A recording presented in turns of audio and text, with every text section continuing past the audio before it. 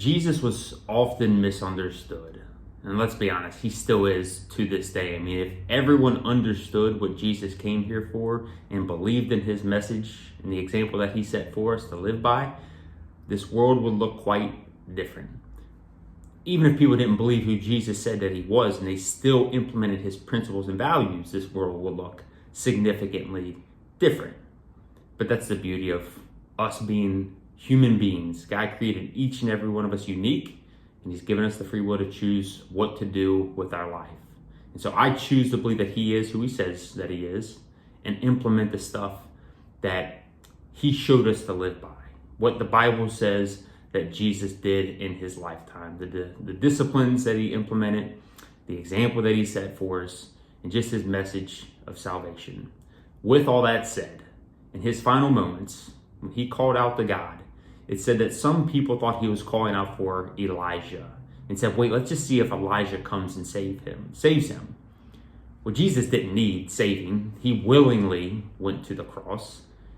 In the verse that follows this, I believe it says, and I'm paraphrasing, that he yielded his spirit. In other words, he gave up his life.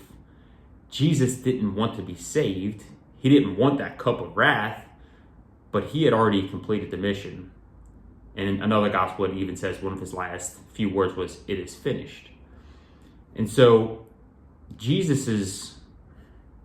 the way he approached life was unlike anything anyone had ever seen. His perspective, and even still to this day, it is hard to wrap our minds around Jesus' message and how he lived his life, what he stood for, and how he actually walked out that example.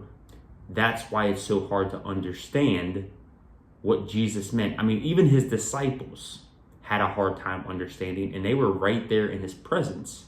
I mean, you don't have to look far. I mean, look at what Judas did with his life. Peter denied him multiple times. And so even those closest to Jesus misunderstood him. So cut yourself some slack. As long as you are genuinely pursuing him, cut yourself some slack when you make mistakes. He knows your heart.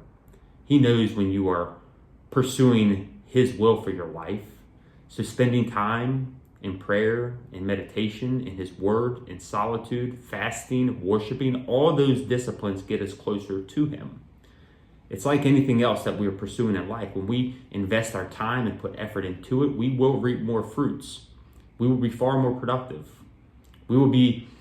The more competent you are, the more confidence you will have. That doesn't mean you'll be mistake-free, but as you pursue Jesus' example, again, all the disciplines that he implemented, you won't be perfect, but you will be far better than you once were. And I can speak to that from my life experience.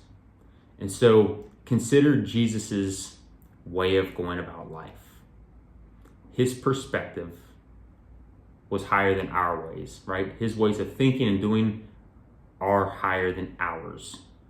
As we adopt his perspective, the more clarity we will have in this life, and the more confidence we can navigate this life.